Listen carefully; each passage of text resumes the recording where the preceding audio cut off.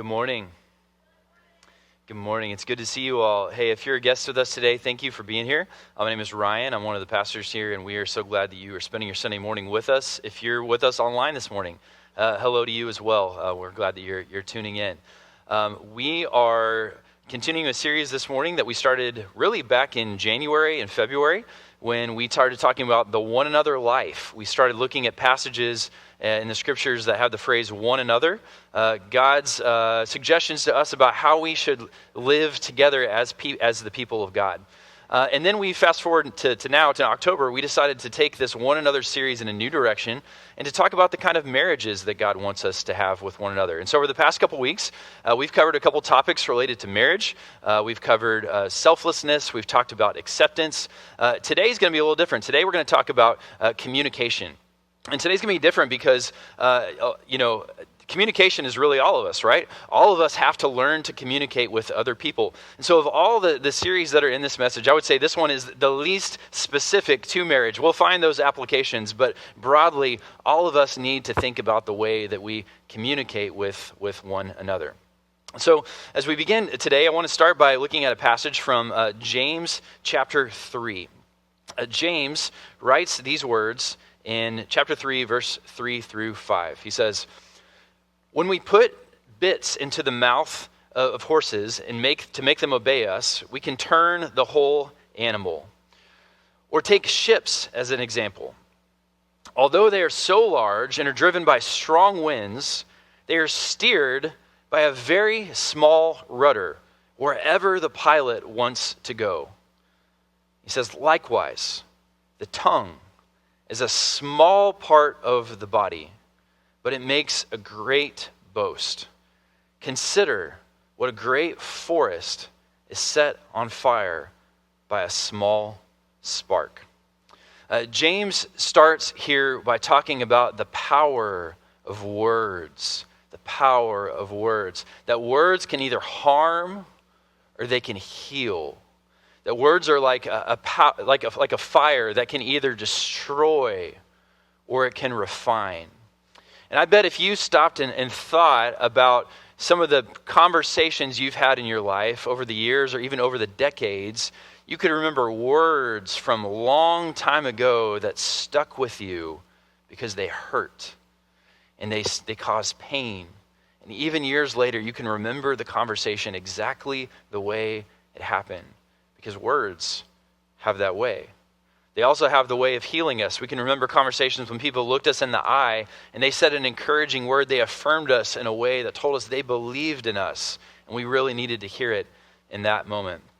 Words have a way of getting under our skin and staying there.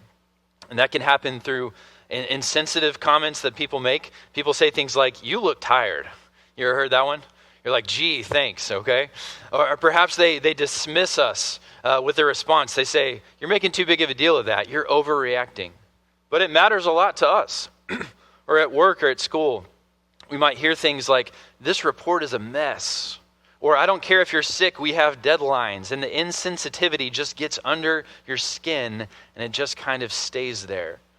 And because we're human, we can ruminate on these conversations. It can be long after that person has stopped thinking about it, but you're laying in bed at night and you're continuing the conversation. You are thinking back to what they're saying and you're like, that's what I should have said. That would have been the perfect response. Just me? Anybody else with me? Yep, okay. And so you think about just the perfect thing that could have said, and they've long forgot that conversation. And you see, when it comes to marriage, we might assume that marriage would be different. Because after all, you're pledging your life to the most special person in your life. And so you would think, surely things are going to go differently here. And yet we find that even in marriage, words still have a way of getting under our skin. In fact, sometimes even more so. After all, you are making big decisions with your spouse. The volume of time that you spend with one another is huge. And what you find is that you keep having the same conversations over and over and over again. And why don't you do things like that? And why don't you see things that way? And it gets so easy for these words to get under our skin. I want to show you a quote from Stanley Hauerwas. He says it like this. He says, I have never trusted declarations by couples that claim they have always had a happy marriage. That just tells me that someone lost early. You see, perhaps a little cynical here by Stanley, but I think what he's talking about is this reality that conflict is normal within marriage. Okay, that conflict is normal. It happens. And in fact, we might even go a little further to say that conflict is not necessarily a sign of sickness in a relationship, that it might actually be a sign of health, because the two parties are allowed to disagree with one another rather than one person having shut down the other completely. And so at the same time, I think it's important that we talk about how while conflict is normal within the setting of a marriage, that cruelty is not. And when cruelty is present within a marriage, if it happens repeatedly, it can really be better given the label of abuse. It's important we say this morning that abuse is not of God, that we should never come to a place where we become complacent with it and okay with it, that it needs to be confronted, cruelty does, not given into.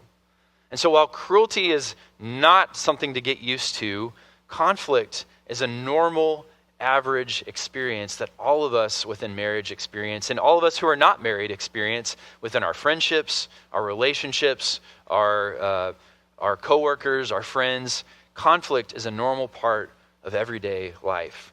And so our goal really ought to not be to eliminate conflict from our life. That's probably not a reasonable goal. That perhaps the better goal would be to just learn how to handle conflict well. And that's what we're going to talk about today as we discuss how to communicate with one another. There's a verse that I want to look at with you from Proverbs 15:1. This is a verse that I found years ago and really meant a lot to me. It stuck out. I decided to memorize it. It's not long or hard.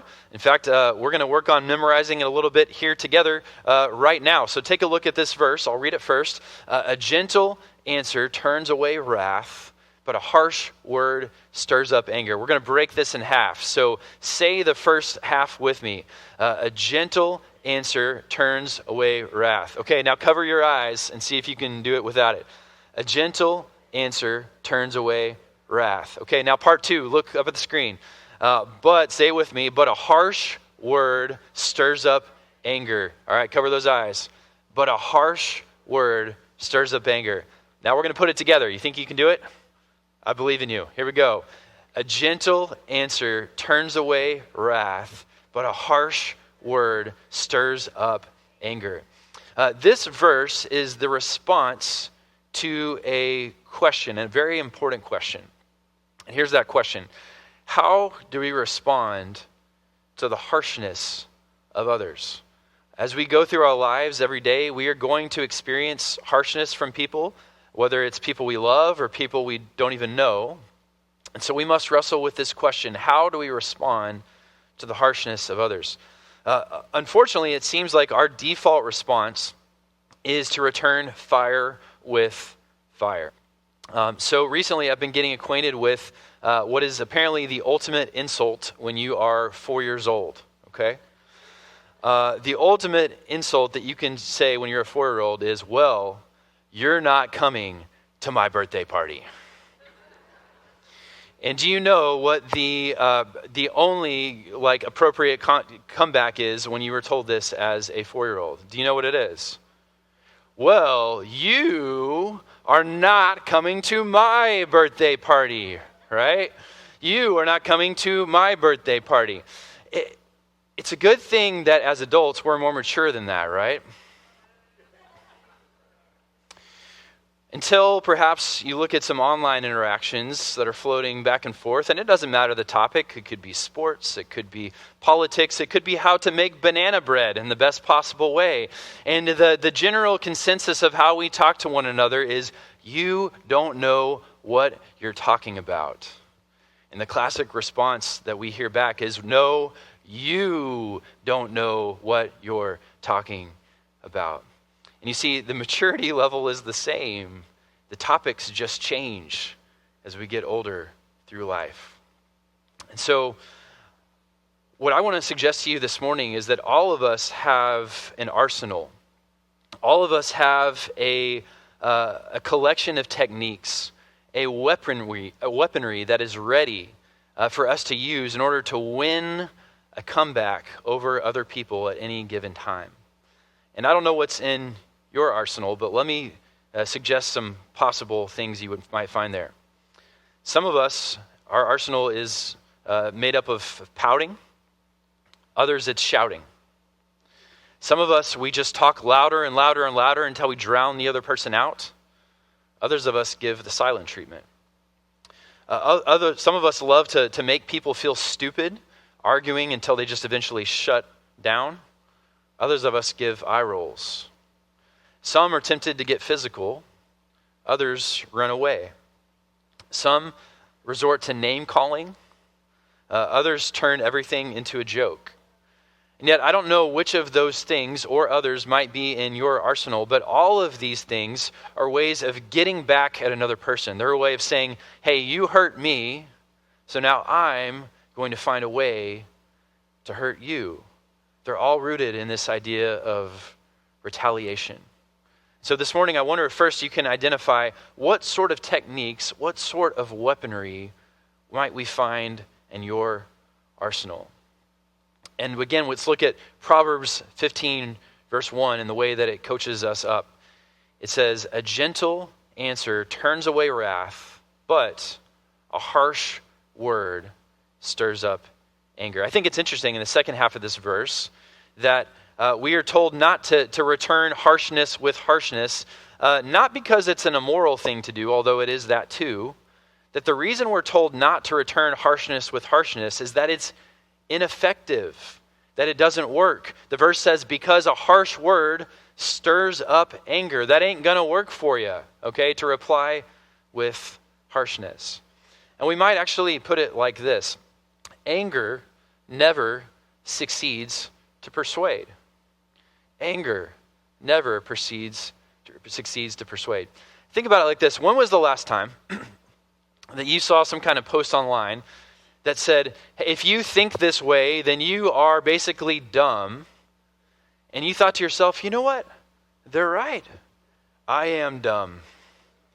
They have finally helped me see it once and for all. I am dumb. I just need to think like this other person. I have never heard a story of somebody reaching that kind of conclusion. When was the last time that somebody insulted you and you felt drawn to actually join their team and side with them? Okay? When was the last time that happened? When was the last time someone was yelling at you and you decided, you know what? You're persuading me to think that you're right. It's because anger never succeeds to persuade. Now, anger may win in the sense that it silences people, it drowns them out, it forces them into submission, but anger never succeeds to persuade and woo the other person over to your side. And the reason for that is that hate just stokes hate. And that anger brings about anger. And that violence leads to violence. And condescension only begets more condescension. And so when we bring a angry response, Proverbs 15:1 talks about how it stirs up anger. It's this image of like throwing a rock into a beehive. Just watching those bees start buzzing around and stirring all around. That's the image that we have. And it's interesting because there's two ways that you can remove a beehive. The first way is you just get a can of Raid, right? You just sit there and you just spray it until the movement eventually stops. But the second way to remove a beehive is to call in a beekeeper. And they put on their equipment and they move slowly and they speak softly. And they keep themselves calm, and they remove the hive, and they take it to another place. Now, once we shift from talking about bees to talking about humans, I don't have to tell you that the can of Raid is not an option to us anymore. Okay, that may land you a bed at the county jail. Instead, we only have one option that's remaining. And it's good news because Jesus provides us that other alternative option. He shows us a better way to respond. Look at this verse with me in 2 Corinthians chapter 10, verse 4. This verse says, the weapons that we fight with, The weapons that we fight with are not the weapons of this world. Jesus said, you need different weapons. And so hear this word this morning. You have an arsenal, a collection of techniques that you use to fight back and win an argument over others. And yet Jesus has come to say, you need a new arsenal. He says, I have come to give you a new collection of techniques. Jesus has come to give you a different arsenal. And again, that's what we see in Proverbs 15:1. A gentle answer turns away wrath, but a harsh word stirs up anger. And so Jesus shows us the way of the beekeeper. Jesus had this profound ability to de-escalate tense situations. He would walk into a situation where tensions were high, and he had a way of just bringing it down and down and down. Jesus had a way. There was a story in John chapter 8 when a woman was brought in who had been caught in adultery, and the religious leaders put her at his feet, and they said, Jesus, the Jewish law says that we should stone this woman to death. What do you think that we ought to do? And instead of giving a quick answer, Jesus knelt on the ground. He started drawing in the sand. He just let the tension deflate from the room. Then eventually he said, whoever is without sin, let that person cast the first stone. And the person slowly began to walk away. There's another moment where Jesus was asked, hey, Jesus, should we be paying taxes to Caesar or not? Then they asked this question to trap him. But instead of falling into that trap, Jesus said, hey, bring me a coin. And he said, whose photo's on here? Who is this? He said, oh, that's Caesar. He said, okay, well, give to Caesar what is Caesar's, and give to God what is God's. There's another moment where Jesus was arrested, and there's this whole party of people who had come to take him away to his death. And Peter, one of his disciples, had taken a sword and actually chopped off the ear of the attacker. And Jesus said, no, Peter, put away your sword. You see, Jesus knew about the power of the gentle answer. Jesus knew how to de-escalate these situations. In 1 Peter 3, verse 9, we actually see the strategy of Jesus written out for us, and it's also the commission that we are to live by as well as his people. 1 Peter 3:9 says this, do not repay evil with evil, or insult with insult, but on the contrary, repay evil with blessing. When we think about this phrase, don't repay evil with evil, repay evil with a blessing, it of course makes us think about the cross. It makes us think about how Jesus responded to those who wished him harm, not by harming them back, but actually by giving up his life on the cross for his enemies. He was paving a new way for you and me to respond as well. And yet we worry things like, who's going to look out for me if I don't? I mean, who else, if not me, is going to look out for me? But look back at verse 9 again one more time from 1 Peter. Notice that what we see is he says, repay evil with blessing, and then keep reading, because to this you were called, so that you may inherit, and there's that word again for the second time, so that you may inherit a blessing. So you know what that's saying, right? That's saying that if you repay evil, not with evil, but if you repay evil with a blessing, then God will repay you with a blessing. And yet we struggle with this. We struggle with this objection that gentleness to some of us just kind of feels weak. We can't help shed the feeling that it feels perhaps even un-American or un-Texan, right? Gentleness, what is that all about? And it's interesting, in 1 Corinthians chapter 1, Paul deals with this same sort of objection.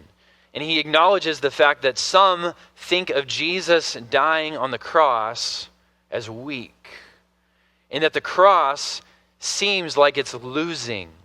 And that it feels like foolishness that we would worship someone who died on a cross. Yet he says there's more going on here than meets the eye. He says in reality, what actually looks like defeat in reality is actually victory. Because by momentarily giving into evil, that Jesus overcame evil once and for all, and he made a way for us to be with him forever. Just Jesus is not playing checkers. Jesus is playing chess.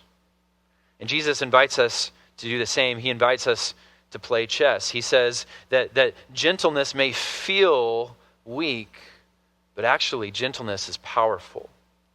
You see, actually, gentleness contains a power that is strong enough to change the course of the human heart. So if I could name this sermon this morning, what I would name it is the power of gentleness. It's a paradox, right? And yet there is so much truth that's revealed through the cross. It's the power of gentleness. Paul talks about gentleness as a fruit of the Spirit. He says that if our life is fully surrendered to God, then one of the effects that's going to happen in our life, one of the things that's going to keep showing up over and over again is gentleness. But gentleness is not weak. There's a power that comes with gentleness. So I wonder, as you are rebuilding your arsenal, instead of building it out of power or control or anger or might, what if you started to rebuild that arsenal of how you respond to others with a foundation of gentleness? Not just because it's the right thing to do, although it is. Not just because God promises to bless us if we do, although he does. But because Proverbs tells us that it actually works. That a harsh word stirs up anger, but a gentle answer turns away wrath. I want to show you an example of that power of gentleness in action. In just a moment, we're going to watch a video from Forrest Frank. Forrest is one of the top sort of Christian musical artists of the day. There's been sort of interesting plot line I've been paying attention to the last few weeks with him. A few weeks ago, he made some sort of announcement that he was not going to attend the Dove Awards, which is like the ceremony where awards are given out to the top Christian artists. And he would have expected to win some awards there, and he decided that he wasn't going to attend. And he sort of said, I just feel like I'm not doing this for the award, like I'm doing it for Jesus, and I want to make it more about that. And, he actually received a good bit of criticism for that. And one of the responses came in from Jelly Roll, who's this musical artist who also dabbles in sort of the Christian industry as well. And Jelly Roll heard that objection, and he sort of threw back at him. He said, it's interesting to me. He says that you're not wanting to receive the award, but you are willing to receive the money that comes in from those songs. A fair critique, I have to say. He's like, that seems to me just a little bit off.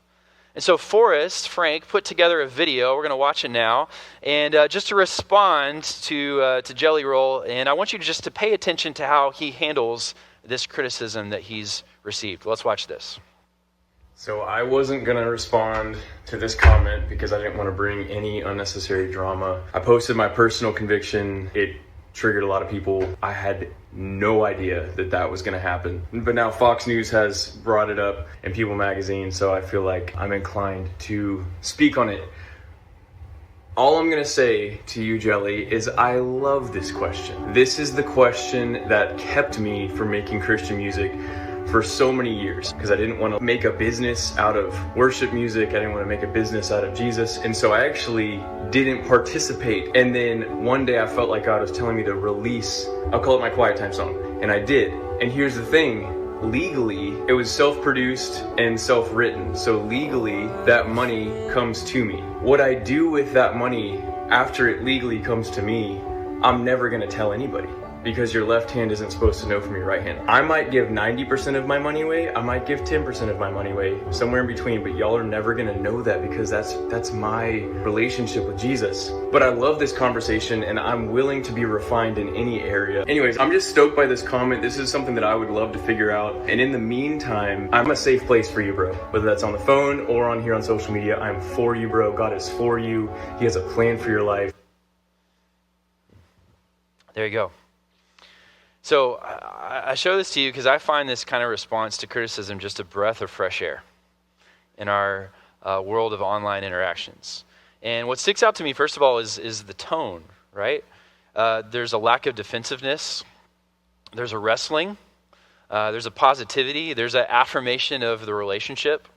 And that tone is matched equally by the content. He says, I'm so stoked by this comment. The one that you're criticizing about me. I'm so stoked by this comment. And I'm open to refinement in any area. And I love this question. Let's figure it out.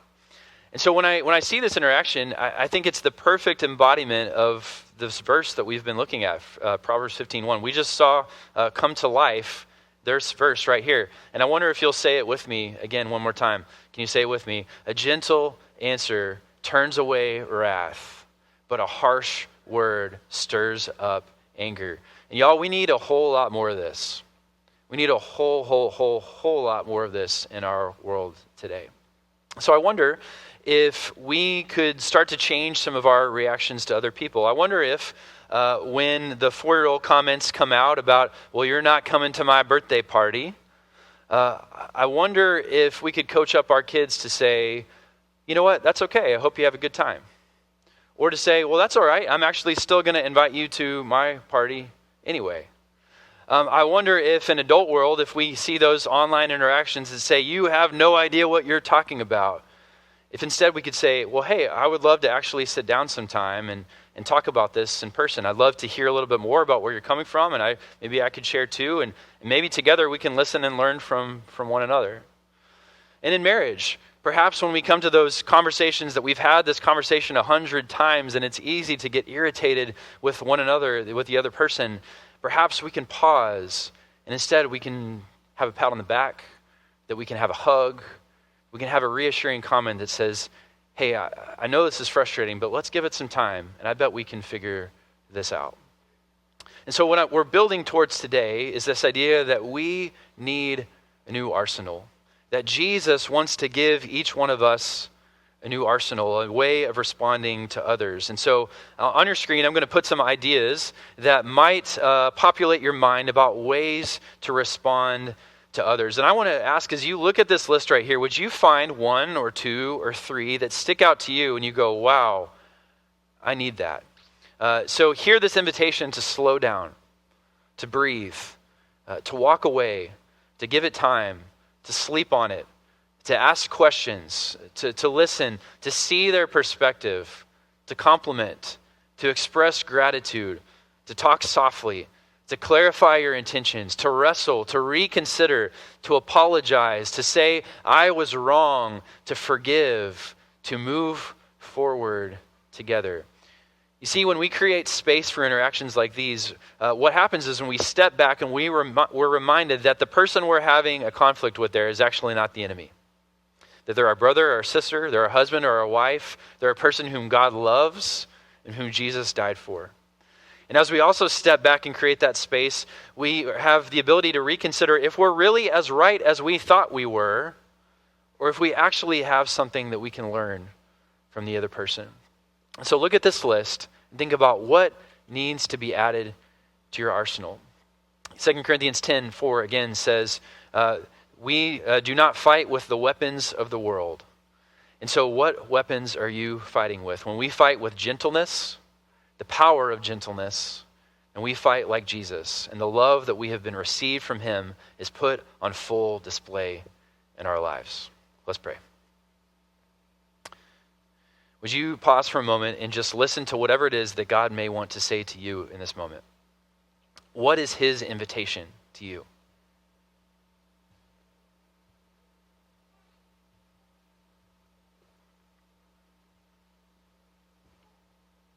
Lord, we're listening. Help us to respond like you've responded to us. Help us to love like you've loved us. Show us the power of gentleness. Amen.